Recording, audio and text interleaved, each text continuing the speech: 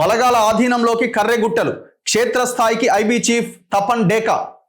So intelligence chief ఆయన అక్కడికి వచ్చిర్రు. ఎక్కడికి? కర్రెగుట్టల వైపు దగ్గరికి. కర్రెగుట్టల ప్రాంతం సందర్శన, జాతీయ జెండా ఆవిష్కరణ, 9వ రోజు కొనసాగిన బలగాల కూంబింగ్, డ్రోన్ల సహాయంతో గాలింపు చర్యలు, ఉపగ్రహ చిత్రాలను కూడా వినియోగిస్తున్న వైనం.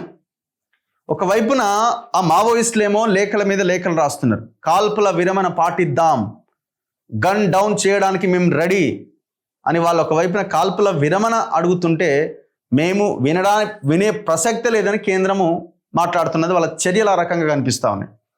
వేలాది మంది బలగాలు కర్రెగుట్టల చుట్టూ మోహరించినాయి. ఇప్పుడు వాళ్ళని చంపడం ద్వారా మీకు ఏమొస్తుంది? వాళ్ళు అంటున్నారు మేము గన్ డౌన్ చేస్తామని. ఇంకేం కావాలా? మరి ఎందుకు ఒక్కసారి మీరు ఆలోచించి డిస్కషన్స్ దిశగా, డైలాగ్ దిశగా ఎందుకు ముందుకెళ్ళట్లే? దీని వెనకాల ఉన్న ఎజెండా ఏంది? మానవ హక్కులు అప్పుడు గుర్తుకు రాలేదా? కర్రెగుట్టల్లో ఖగార్పై ఛత్తీస్గఢ్ హోంమంత్రి స్పందన. నిన్న అక్కడ ఒక జాతీయ జెండాను ఎగిరేసిరు. ఇప్పుడు వాళ్ళు జాతీయ జెండాను ఏమైనా అవమానించిరా? జాతీయ జెండా వద్దని అన్నారా? ఏమన్నా మావోయిస్టులు లేదే వాళ్ళు? లేకపోతే ఎవరన్నా సామాన్య ప్రజలు ఏమైనా చంపిరా? సామాన్య ప్రజల్ని వాళ్ళు ఏమైనా దోపిడీ చేసిరా? ఇప్పుడు మీరు వెళ్ళారా జాతీయ జెండా? ఇప్పుడు ఎన్నో టెర్రరిస్టులు అంటే వాళ్ళు చెప్పే ఉద్దేశం ఏంటంటే వీళ్ళు ఉగ్రవాదులతో సమానం అని చెప్పే ప్రయత్నం జరుగుతుంది. వాళ్ళ పహల్గాంలో టెర్రరిస్టులు జనాల్ని కాల్చేసారు. వీళ్ళు ఏమన్నట్టు జనాల్ని కాల్చేస్తారా? అంటే మేము ఆ గుట్టల మీద జాతీయ జెండాను పెట్టినామంటే తీవ్రవాదులు మొత్తం దీన్ని ఆక్రమించుకున్నారు, దీంట్లోకి వచ్చేసి వాళ్ళందరినీ నిలగొట్టినాం, ఇగో ఈ జాతీయ జెండాను పెట్టినామని వాళ్ళు చెప్పే ప్రయత్నం. మనం జనరల్గా కాశ్మీర్ బార్డర్లో చూస్తుంటాం ఇట్లాంటి జాతీయ జెండాలు పెట్టుడు. కార్గిల్ యుద్ధం గెలిచిన తర్వాత జాతీయ జెండా పెట్టుడు. వాళ్ళు కూడా జాతీయ జెండాని అవమానించిన వాళ్ళు ఏం కాదు కదా వాళ్ళు. మోస్ట్ వాంటెడ్ మావోయిస్ట్ హిడ్మా, మరికొందరు అగ్ర మావోయిస్టే టార్గెట్గా గత 9 రోజులుగా తెలంగాణ ఛత్తీస్గఢ్ సరిహద్దుల్లో గాలిస్తున్న భద్రతా బలగాలు బుధవారం కర్రెగుట్టలను తమ ఆధీనంలోకి తీసుకున్నాయి. అక్కడ జాతీయ జెండాను ఎగరేసినాయి. ఇంటెలిజెన్స్ బ్యూరో డైరెక్టర్ తపన్ డేకా కూడా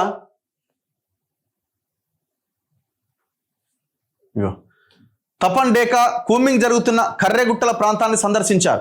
రాయ్పూర్లో కర్రెగుట్టల ఆపరేషన్పై అధికారులతో తపన్ డేకా కీలక సమావేశం నిర్వహించినట్టుగా తెలిసింది. 2 రోజుల పాటు కర్రెగుట్టల ప్రాంతాన్ని ఆయన ప్రత్యేకంగా పర్యవేక్షించబోతున్నట్టు సమాచారం. తపన్ డేకా రంగంలోకి దిగడం భద్రతా బలగాల ఆత్మస్థైర్యాన్ని పెంచుతుందని భావిస్తున్నారు.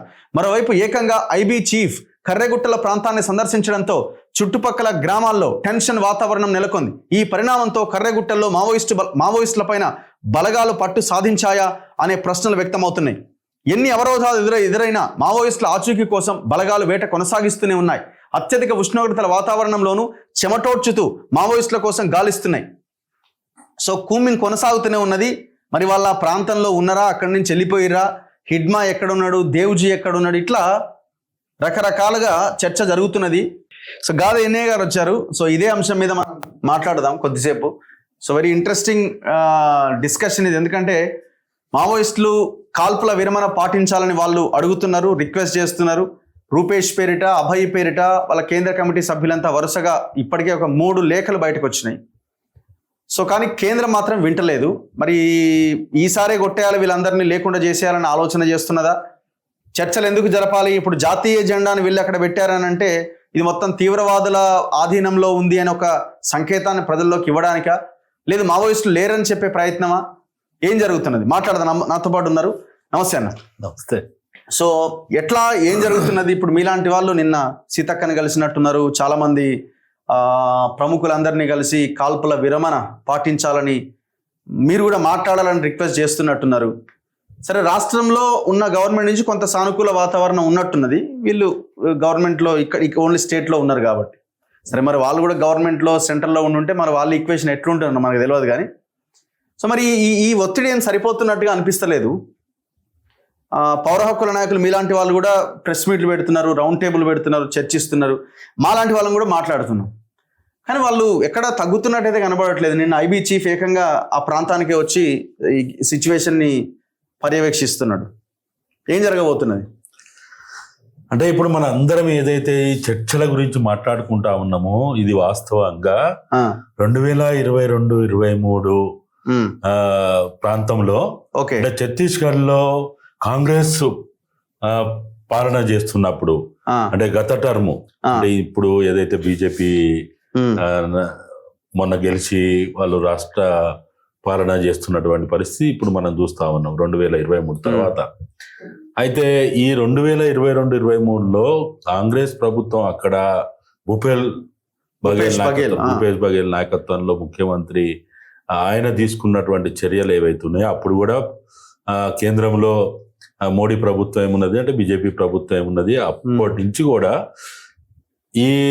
అప్పుడు కూడా డిఫరెంట్ పేర్లతోటి గ్రీన్ అంటని సమాధానాన్ని ఇంకేదో పేర్లతోటి ఈ క్యాంపులు ఏర్పాటు చేయడం అనేది అప్పటి నుంచి ఉన్నది. అక్కడ హత్యలు జరుగుతూ ఉన్నాయి, హింస జరుగుతూ ఉన్నది, యుద్ధ వాతావరణం నెలకొల్పున్న పరిస్థితులలో ఛత్తీస్గఢ్ బీజేపీ నాయకత్వం ఏం చేసిందంటే మా ప్రభుత్వం వస్తే మేము మావోయిస్టు ఏదైతే బాగా బలంగా ఉన్నటువంటి బస్తర్ ప్రాంతం అంటే బస్తర్ పూర్వం ఇప్పుడు కొత్తగా 6 జిల్లాలు అయినాయి. ఏదైతే నారాయణపూరు, బీజాపూరు, దంతెవాడ, కాంకేరు, సుక్మా ఇట్లా అనేక పేర్లతోటి ఏదైతే కొత్త జిల్లాలు ఏర్పడినాయో అక్కడ మొత్తంగా కూడా పూర్వ బస్తర్ జిల్లా అంటే ఛత్తీస్గఢ్ రాష్ట్ర ఏర్పాటు సందర్భంలో బస్తర్ జిల్లా ఒక్కటే ఉండే.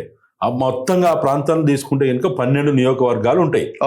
ఈ 12 నియోజకవర్గాల్లో అశాంతి ఉంది కాబట్టి, యుద్ధ వాతావరణం ఉంది కాబట్టి, క్యాంపుల ఏర్పాటు జరుగుతున్నది, పోలీస్ బలగాల యొక్క పహరా ఉంది కాబట్టి మేము వస్తే, మా ప్రభుత్వం వస్తే మేము శాంతిని నెలకొల్పుతాము, యుద్ధ వాతావరణాన్ని నివారిస్తాము, చర్చలు చేస్తాము, ఆదివాసీలతో చర్చలు చేస్తాము, ఆదివాసీలకి అండగా ఉంటున్నటువంటి మావోయిస్ట్ పార్టీతో చర్చలు చేస్తామని చెప్పి వాళ్ళ ఎన్నికల మేనిఫెస్టోలో పెట్టి వాళ్ళు ఎన్నికలకు పోయినారు.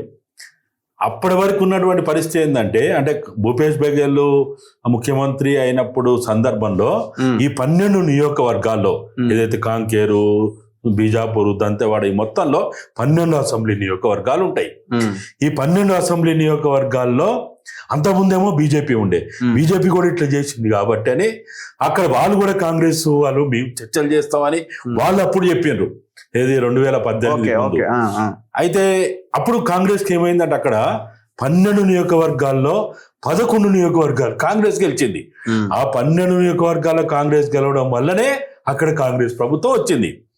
మళ్ళా ఈ మొత్తం విషయాన్ని పరిగణలో తీసుకొని వాళ్ళు చర్చల ప్రతిపాదన తీసుకొచ్చి మేము చర్చలు చేస్తామంటే ఎంత విచిత్రంగా ప్రజలు దాన్ని నమ్మి 12 నియోజకవర్గాల్లో 8 నియోజకవర్గాలు బీజేపీ గెలిచింది. ఇప్పుడు బీజేపీ ప్రభుత్వం అక్కడ రావడానికి ప్రధాన కారణం ఎందుకంటే కాంగ్రెస్ 39 దాకా వచ్చినాయి. ఈ 8 కనుక బీజేపీకి రాకపోయి ఉంటే అసలు బీజేపీ ప్రభుత్వమే రాకపోవు. 4 మాత్రమే కాంగ్రెస్కి వచ్చినాయి. అంటే ఆదివాసీలు బాగా ఓట్లేసారు. ఎందుకు వేసిండ్రు? బీజేపీ ఏదైతే ఎన్నికల మేనిఫెస్టోలో అన్కండిషనల్ చర్చలు చేస్తామని చెప్పిందో, శాంతి నెలకొల్పుతామన్నారో, ఆదివాసీ సమస్యల్ని పరిష్కరిస్తామని చెప్పిందో, క్యాంపులు ఎత్తేస్తామని చెప్పిందో, అందుకోసమని వాళ్ళు నమ్మిండ్రు. ఇప్పుడు మేము అందరం అడిగేది ఏంటంటే వాళ్ళు ఇంకో రకంగా అనుకుంటున్నారేమో. వాళ్ళు మమ్మల్ని నమ్మింది మావోయిస్టుల వల్ల వాళ్ళు ఇబ్బంది పడుతున్నారు అంటే బీజేపీ ఐడియాలజీ వాళ్ళు చెప్పే విధానం అట్లే ఉంది కదా. ఆదివాసీలకు వాళ్ళతో ఇబ్బంది మాతో కాదని చెప్పే ప్రయత్నం వీళ్ళు చేస్తున్నారు కదా. వాళ్ళు ఇప్పుడు ఎన్నైనా చెప్పొచ్చు. ఎన్నికలకు ముందు ఎన్నికల మేనిఫెస్టోలో ఏం చెప్పిండు, ఎన్నికల సందర్భంలో మోడీ గారు కావచ్చు, అమిత్ షా గారు కావచ్చు, వీళ్ళందరూ పాల్గొన్నప్పుడు కావాలంటే మీరు అప్పుడు పత్రికలు తీయండి, వీడియోలు తీయండి, మీకు తెలుస్తుంది. అన్కండిషనల్ మేము చర్చలు చేస్తాము. ఈ ఏదైతే అశాంతి నెలకొన్నదో, యుద్ధ వాతావరణం నెలకొన్నదో, పోలీసుల బలగాల ద్వారా అక్కడ ప్రజలకు నష్టం జరుగుతుంది, దాన్ని నివారిస్తాము, ఆదివాసీలారా మీరు నమ్మండి అని చెప్పి వాళ్ళు ప్రకటనలు చేసిండ్రు, బహిరంగ సభల్లో మాట్లాడిండ్రు. ఇదేదో నేను చెప్పేది కాదు, వీడియోల్లో ఉన్నాయి, పత్రికల్లో ఉన్న ఆధారాల ద్వారానే మాట్లాడుతున్నాం. ఇప్పుడు మేము అందరం అడిగేది, మీరే చర్చలు చేస్తామన్నారు, మీరే శాంతిని నెలకొల్పుతామన్నారు, మీరే ఆదివాసీల సమస్యలు పరిష్కరిస్తారన్నారు, కాబట్టి అది చెయ్యండి అని అడుగుతున్నాం. అంతకు మించి ఇక్కడ ఏవి గొంతెమ్మ కోరికలు లేవు, అంతకు మించి అదనంగా అడిగేటువంటి ప్రతిపాదనలు ఏమి లేవు. మీరు ఏదైతే ఎన్నికల మేనిఫెస్టోలో చెప్పి చర్చలు చేస్తామని చెప్పిండో అది అమలు చేయండి. అది చేస్తే ఎవరికి ఇబ్బంది లేదు కదా. చర్చలు చేయడం అనేది, కాల్పుల విరమణ పాటించడం అనేది భారతదేశంలో ఇది మొదటిది కాదు, నేను అనుకుంటే ఇది చివరిది కూడా కాకపోవచ్చు. భారతదేశ గణతంత్ర పాలనని, రాజ్యాంగాన్ని భారతదేశ భూభాగంలో మేము ఉండము. ఈ దేశం మా దేశం కాదు, ఈ ప్రధానమంత్రి మా ప్రధానమంత్రి కాదు, ఈ రాష్ట్రపతి మా రాష్ట్రపతి కాదు, ఈ రాజ్యాంగం మా రాజ్యాంగం కాదని అన్నటువంటి మణిపూర్ వాసులతోటి, లేకపోతే అక్కడ ఉన్నటువంటి ఇతర ఏదైతే ఈశాన్య భారతదేశంలో ఉన్నటువంటి ఏవైతే ఉన్నాయో, నాగాలాండ్ కావచ్చు, మణిపూర్ కావచ్చు, అరుణాచల్ కావచ్చు, ఇంకా ఇతర రాష్ట్ర ప్రజలతోటి కూడా వాళ్ళు చర్చలు చేశారు. 1950 నుంచి కూడా ఈ కాల్పుల విరమణ ఒప్పందాలు అనేవి జరుగుతూ వస్తున్నాయి. అసలు ఈ దేశం నుంచి మేము వేరుపడతామో, నాకు ఈ దేశంతో సంబంధం లేదు అన్న వాళ్ళతోటి కూడా కాల్పుల విరమణ పాటించిన సందర్భాలు ఈ దేశంలో ఉన్నాయి. కాల్పుల విరమణ పాటించడం అనేది రాజ్యాంగంలో భాగమే.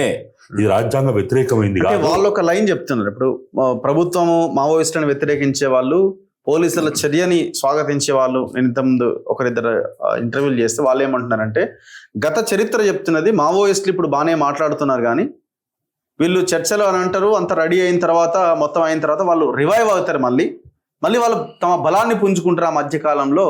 సో అప్పుడు మళ్ళీ యాజ్ యూజువల్గా వాళ్ళు మళ్ళీ యుద్ధానికే సిద్ధమవుతారు అన్నది వాళ్ళ కోణం. ఇప్పుడు చరిత్రలో వాళ్ళు ఇబ్బంది పడుతున్నారు కాబట్టి ఇప్పుడు చర్చలు అంటున్నారు, లేకపోతే వాళ్ళు కాల్పుల విరమణ అన్న విషయం మాట్లాడే వాళ్ళు కాదనే కోణంలో వాళ్ళు మాట్లాడుతున్నారు. ఇప్పుడు వీళ్ళు ఏదైతే మాట్లాడుతున్నారో 2002లో శంకరన్ గారి నాయకత్వంలో పౌర స్పందన వేదిక ఏర్పడినప్పుడు కూడా ఇదే వాదన చేసిండ్రు. మరి ఇప్పుడు ఏదైతే బలహీనపడ్డారు, ఇట్లయిండు అట్లయిండు అని మాట్లాడే వాళ్ళు 2002లో అప్పుడు బలహీనపడ్డారని చర్చ రాలేదు, బలహీనపడ్డారని ఆధారాలు లేవు, బలంగా ఉన్నారని అప్పుడు చెప్పింది కదా. మరి బలంగా ఉన్నప్పుడు కూడా వాళ్ళు చర్చలకు ఎట్లా వచ్చిండ్రు? 2005లో ఇదే హైదరాబాద్లో లేక్ వ్యూ గెస్ట్ హౌస్లో వాళ్ళ చర్చల ప్రతినిధులు వాళ్ళు 3 వచ్చి, తర్వాత జనశక్తి నుంచి ఒక 2 వచ్చి వాళ్ళు ఇక్కడ చర్చల్లో పాల్గొన్నారు. ఈ చర్చల ప్రతినిధులుగా ప్రభుత్వం నుంచి కూడా జానారెడ్డి గారు కావచ్చు, ఇంకా వేరే ప్రముఖులు కూడా, అప్పుడు కేశవరావు గారే పిసిసి ప్రెసిడెంట్ గా ఉండే, మరి వాళ్ళందరూ కూడా చర్చల ప్రతినిధులుగా ఉండి చర్చలు చేసింది కదా. మరి అప్పుడు బలహీనపడ్డారు, ఆయుధాలు లేవు, లేకపోతే వాళ్ళ ప్లాటూన్ లేవు, బటాలియన్ లేదు, లేకపోతే వాళ్ళు ఇంకా బలంగా లేరని చర్చ లేదు కదా. మరి బలంగా ఉన్న ప్రజలు అంతిమంగా మావోయిస్ట్ పార్టీ కోరుకునేది, మాకు తెలిసినంత వరకే, ప్రజలకి నష్టం జరగవద్దు, ప్రజలు హింసకు గురి కావద్దు, ప్రజలు అనవసరంగా వాళ్ళని వేధింపులకి కానీ అరెస్టులు కానీ హత్యలకు గురి కావద్దనే ఆలోచన తప్ప. మరి ఆ రోజు 2002లో ప్రతిపాదన వచ్చినప్పుడు కానీ 2005లో వాళ్ళు నల్లమల నుంచి ఏదైతే ఇక్కడికి వచ్చిండ్రో, మరి అప్పుడు ఇదంతా లేదు కదా. అప్పుడు బలంగా ఉన్నారు కదా. ప్రత్యామ్నాయ ప్రభుత్వ ఏర్పాటు కూడా సిద్ధమవుతున్నారని కూడా అప్పుడు మాట్లాడిండ్రు. ఇదే పోలీసులు మాట్లాడిండ్రు, ఇదే కేంద్రం మాట్లాడింది, ఇదే మీడియా కూడా మాట్లాడింది. మరి అయినప్పుడు కూడా వాళ్ళు చర్చలకు వచ్చింది కదా. చర్చలు అనేవి బలహీనతతో సంబంధం లేదు. చర్చలు అనేవి అంతిమంగా సమస్యల పరిష్కారం. అసలు ఇప్పుడు కూడా చర్చలు ఎందుకు అడుగుతున్నారు? చర్చల ప్రతిపాదన ఎందుకు వచ్చింది? బీజేపీ కూడా ఈ డైలాగ్ ప్రతిపాదన ఎందుకు చేసింది ఆ రోజు 2022-23లో బీజేపీ ఈ చర్చల ప్రతిపాదన ఎందుకు చేసింది?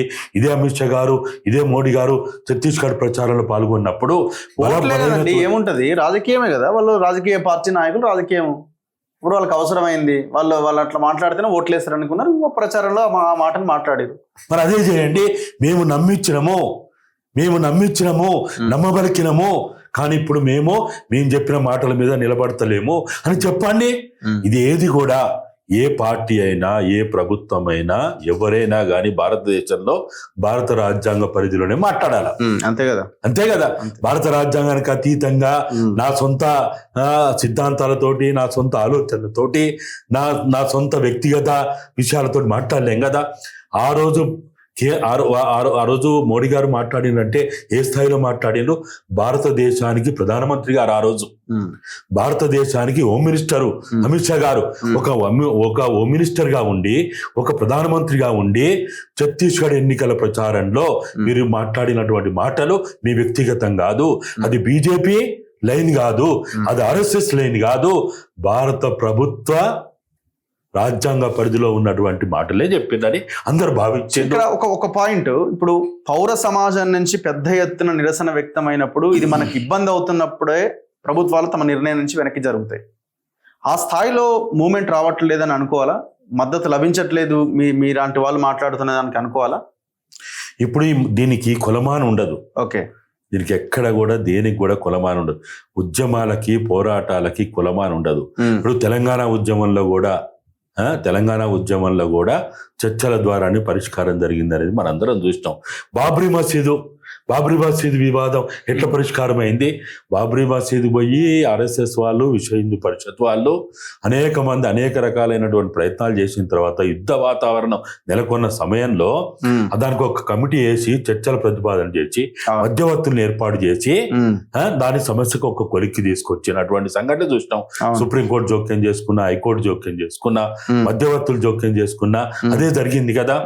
చర్చలు అనేవి ఎప్పుడు కూడా ఇప్పుడు మనకు జర్నలిస్టులు కూడా చర్చలకు పోతారు, డాక్టర్లు కూడా చర్చలకు పోతారు, టీచర్లు కూడా చర్చలకు పోతారు, ట్రేడ్ యూనియన్లు కూడా చర్చలకు పోతాయి, విద్యార్థులు కూడా చర్చలకు పోతారు యాజమాన్యాలతోటి.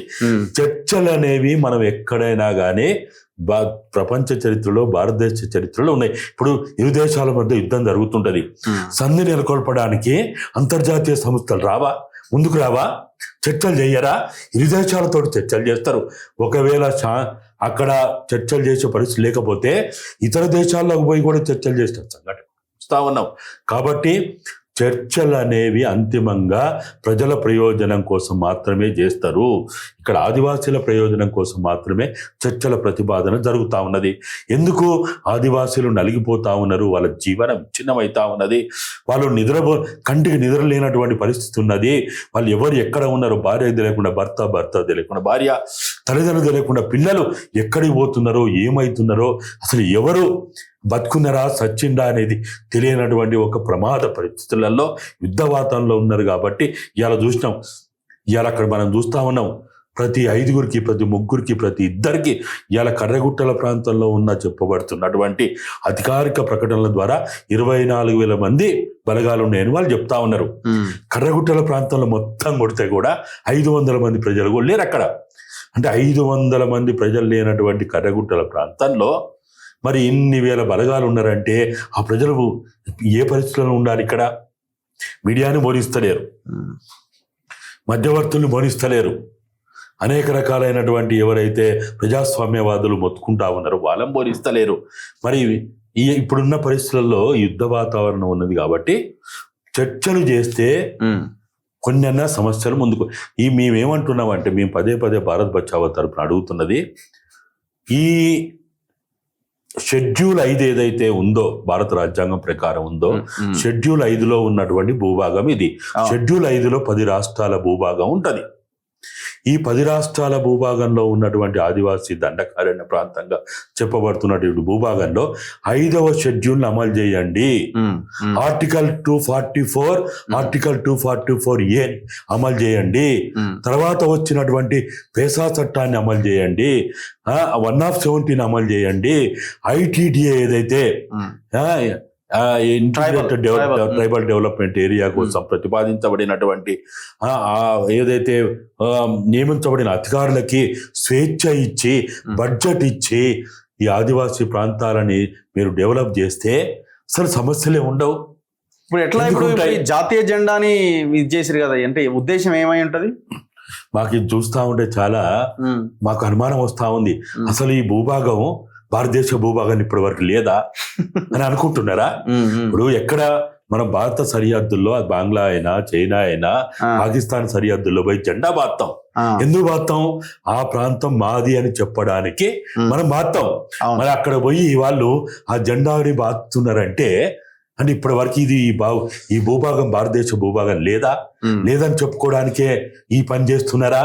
అంటే అదంతా వాళ్ళ చేతిలో ఉంది, మావోయిస్టుల చేతిలో, నక్సలైట్ల చేతిలో. ఇప్పుడు ఎక్కడ అంటే కార్గిల్ యుద్ధం జరిగినప్పుడు, లేకపోతే ఉగ్రవాదుల చేతిలో ఉన్నప్పుడు అక్కడ పోయి వాళ్ళు వెళ్ళగానే అక్కడ బాతుతారు. ఎందుకు అట్లా భావిస్తున్నారు? ఎందుకు బాస్తారు? ఈ భూభాగం భారత భూభాగమే. ఇది పాకిస్తాన్ది కాదు, బంగ్లాదేశ్ది కాదు, చైనాది కాదు, ఇంకెవరిది కాదు. ఇది మా భూభాగము. మా భూభాగంలో ఉంది, ఇది భారతదేశ టెరిటరీ అని చెప్పుకోవడానికి భారతదేశ జెండా అక్కడ మనం ఏర్పాటు చేస్తాం. కానీ ఇక్కడ అరే మధ్య భారతదేశంలో ఉంది, మధ్య భారతదేశంలో ఉంది. ఇది దాదాపుగా 75 సంవత్సరాలుగా ఈ భారతదేశ గణతంత్ర పాలనలో ఉంది. మీరు ఎన్నికలు జరిపిండు, వాళ్ళు ఓట్లేసిండు, వాళ్ళు భారత పౌరులు, వాళ్ళు భరతమాత ముద్దు బిడ్డలు. ఇవాళ అక్కడ ఉందంత ఎవరు? ఇవాళ ఆదివాసీలైనా లేకపోతే ఆదివాసీలకు అండదండలుగా ఉన్న మావోయిస్టులైనా వాళ్ళు భారత పౌరులు కాదా? వాళ్ళు భారత రాజ్యాంగ పరిధులు లేరా? భారత ప్రజాస్వామ్య పరిధులు లేరని చెప్పదలుచుకున్నారా? మీరు ఏం చెప్పదలుచుకున్నారు? ఈ ప్రాంతం భారత భూభాగంలో లేదు, ఇది ఏ పాకిస్తాన్లోనో ఉందో, ఏ బంగ్లాదేశ్లోనో, ఏ చైనాలో ఉందని చెప్పదలుచుకుంటారా? ఎంత విచిత్రంగా ఉందంటే, అదే ప్రజాస్వామ్య దేశంలో ఉన్న రాజ్యాంగం చట్టాల పరిధిలో పాలన చేస్తున్నటువంటి వాళ్ళు ఇటువంటి చేస్తూ ఉంటే ఇతర ప్రపంచం ఏమనుకోవాలి? ఇప్పుడు ప్రపంచ దేశాలు ఏమనుకోవాలా? ప్రపంచంలో పౌరులందరూ ఏమనుకోవాలా? అందరు దీన్ని చూసి నవ్వుతున్నారు, సిగ్గుపడుతున్నారు. కాబట్టి ఇది భారతదేశమే, భారతదేశ భూభాగమే, ఆదివాసీలు భారత పౌరులే, భరతమాత బిడ్డలే. అదే తన సొంత బిడ్డల్ని చంపి ఆనందం పడతారా మీరు? ఇప్పుడు ఈ 2 గుట్టల్ని పూర్తి స్థాయిలో ఆధీనంలోకి తీసుకొచ్చుకున్నాయట కదా, ధోబీకొండ అండ్ నీలం సరాయ్ అనే 2 గుట్టల్ని. ఇంకా 10 కీలక గుట్టలు ఉన్నాయట, వందల సంఖ్యలో గుహలు ఉన్నాయట. అక్కడ కూడా కూంబింగ్ నిర్వహించాల్సి ఉన్నట్టుగా బలగాలు చెప్తున్నాయట. ఇప్పుడు ఏదైతే వాళ్ళు కాల్పుల విరమణ ప్రకటించి వాళ్ళు మేము ఆదివాసీ గూడాల్లో ఉంటే, ఆదివాసీ గ్రామాల్లో ఉంటే అది ఆదివాసులకు నష్టం చేస్తుంది అనే ఉద్దేశంతో వాళ్ళు ఏదో కాల్పుల విరమణ ప్రకటించి వాళ్ళ ఆయుధాలకు పక్కన పెట్టి వాళ్ళ దగ్గర ఉన్న అనేక రకాలైనటువంటి ఆయుధ సంపత్తిని పక్కన పెట్టి ఏదో పోయి అక్కడ వాళ్ళు వీళ్ళు చెప్తున్నట్టు గోల్లో ఉన్నారా, గుట్టల్లో ఉన్నారా, ఏ గుట్టల్లో ఉన్నారు అనేది వాళ్ళు పోయి ఉన్నారా అనుకుందాం. ఉన్నప్పుడు ప్రభుత్వం చేయాల్సిన పని ఏంది? వాళ్ళు ఇప్పటివరకు మీరు చూడండి, వాళ్ళు ఏదైతే కాల్పుల విరమణ ప్రకటించినప్పటి నుంచి, అంటే గత నెల 28వ తేదీ నుంచి ఇప్పటి వరకు, ఇవాళ 1వ తేదీ మేడే, ఇప్పటి వరకు వాళ్ళు ఒక్క తూటాన్ని పిలిచినట్టు ఎవరు చెప్తలేరు. బలగాలు కూడా చెప్తలేరు, మీడియా కూడా చెప్తలేదు. వాళ్ళు ఎక్కడ కూడా వాళ్ళ దగ్గర చాలా బాంబులు ఉన్నాయి, ల్యాండ్ మైన్స్ ఉన్నాయి, లేకపోతే ఇంకా ఇతరత్ర అసలు అక్కడికి ఎవరైనా పోతే మొత్తంగా కూడా బతికి బట్టగట్టలేరని కూడా మీడియా ప్రచారం చేసింది, బలగాలు కూడా ప్రచారం చేసినాయి. మరి నిజంగా వాళ్ళ దగ్గర ఆయుధాలున్నా, రాకెట్ లాంచర్లు ఉన్నా, లేకపోతే ఇతరత్ర ఎన్ని ఉన్నా కానీ ఇప్పటి వరకు ఒక్కటి కూడా ఉపయోగించలేదంటే వాళ్ళు ఇచ్చిన మాట మీద నిలబడ్డారు కదా. వాళ్ళు ఏ మాట అయితే ప్రకటించిందో, ఏ ఉద్దేశం అయితే ప్రకటించిందో దానికి కట్టుబడి ఉన్నట్టే కదా. ఒక్క సైనిక బలగానికైనా లేకపోతే ఎక్కడ వాళ్ళు ఇప్పుడు ఏదైతే ఆ గుట్టల మీదకి పోయి జెండాలు ఎగరేసి లేకపోతే విందులు చేసి వినోదాలు చేసి చిందులు చేస్తున్నారో అయినా ఎక్కడ కూడా ఒక్క ప్రాణ నష్టం చేసిండా? అయినప్పుడు వాళ్ళు నమ్మాలి కదా, అందరం నమ్మాలి కదా.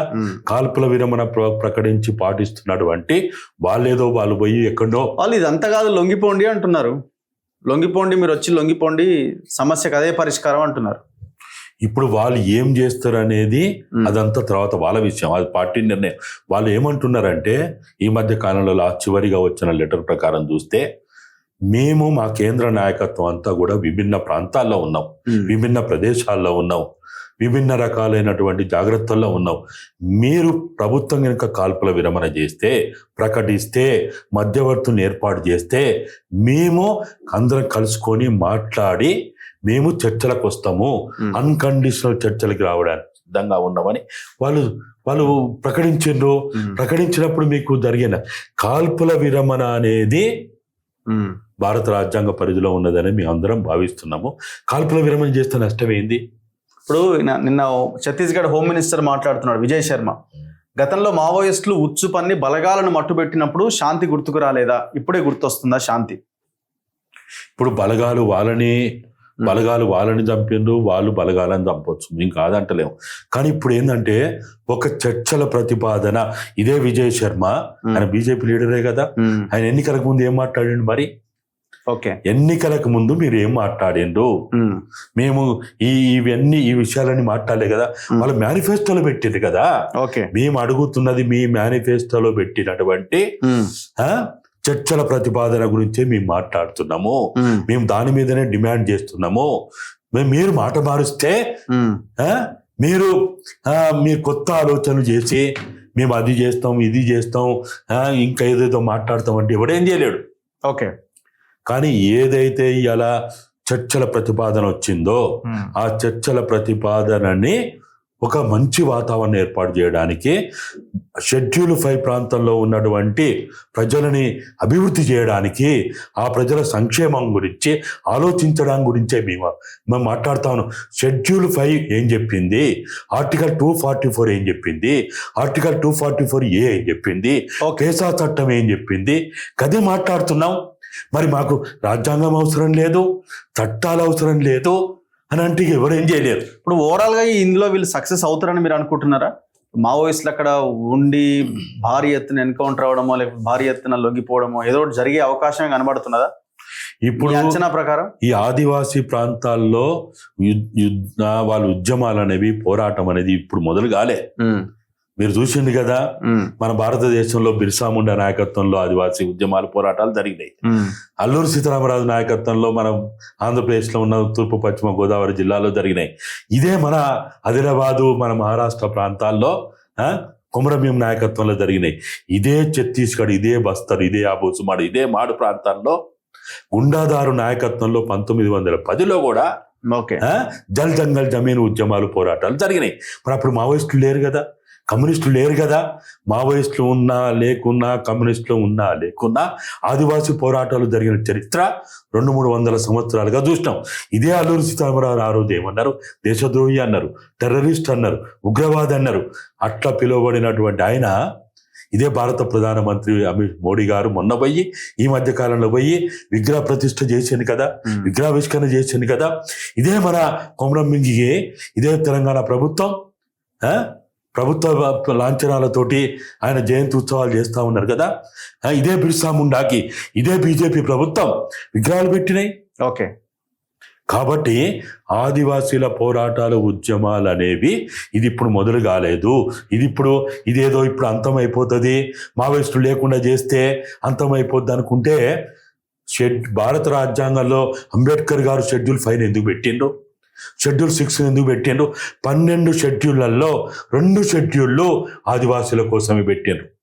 5వ షెడ్యూల్, 6వ షెడ్యూల్. అంబేద్కర్ గారు 5వ షెడ్యూల్, 6వ షెడ్యూల్ పెట్టడానికి కారణం ఏంటిది?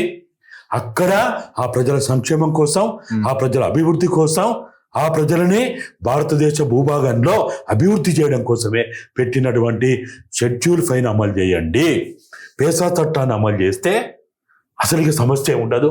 చూద్దాం ఏం జరుగుద్ది అన్నది. వాళ్ళు మాత్రం మేము రెడీ అన్నట్టుగానే వాళ్ళు ఉన్నారు.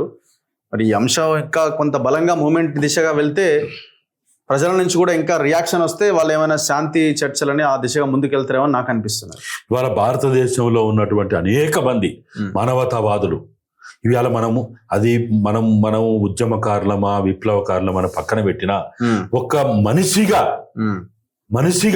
మానవత్వం ఉన్న మనిషిగా, మానవీయ కోణంలో ఒక సంక్షోభం, ఇప్పుడు ఎక్కడన్నా భూకంపం వస్తుంది, మనం వాళ్ళందరికి అండదండగా ఉంటామా లేదా? ఒక తుఫాన్ ద్వారా ఏమైనా సంక్షోభం వస్తుంది, అండదండగా ఉంటామా లేదా? ఇవాళ ఆదివాసీ ప్రజలు మమ్మల్ని కాపాడండి, ఈ దేశ మూలవాసులు వాళ్ళు, ఈ దేశ సంపదను కాపాడింది వాళ్ళు మమ్మల్ని కాపాడండి అని అంటున్నటువంటి సమయంలో మనందరం మానవత్వం ఉన్నటువంటి వాళ్ళు, మానవీయ కోణంలో మనం మాట్లాడాలన్నా వద్దా? ఓకే, మాట్లాడడం నేరమా? మాట్లాడాలి కదా. మాట్లాడకపోతే అసలు మనిషి అని చెప్పుకోవడానికి, మానవత్వం ఉందని చెప్పుకోవడానికి అసలు ఇంకా అర్థం ఏమున్నది? కాబట్టి ఇవాళ మానవీయ కోణంలో ఇలా దీన్ని మాట్లాడే వాళ్ళు విప్లవకారులుగా అని ముద్ర వేయొద్దు, వాళ్ళు ఏదో మావోయిస్టులని ముద్ర వేయొద్దు. వాళ్ళు మానవతావాదులు, మానవత్వంతో మాట్లాడుతున్నారు, మానవీయ కోణంలో మాట్లాడుతున్నారు, ప్రజాస్వామ్యం మీద నమ్మకంతో మాట్లాడుతున్నారు, రాజ్యాంగం మీద నమ్మకంతో మాట్లాడుతున్నారు. మాట్లాడడం తప్పెట్లయితుంది?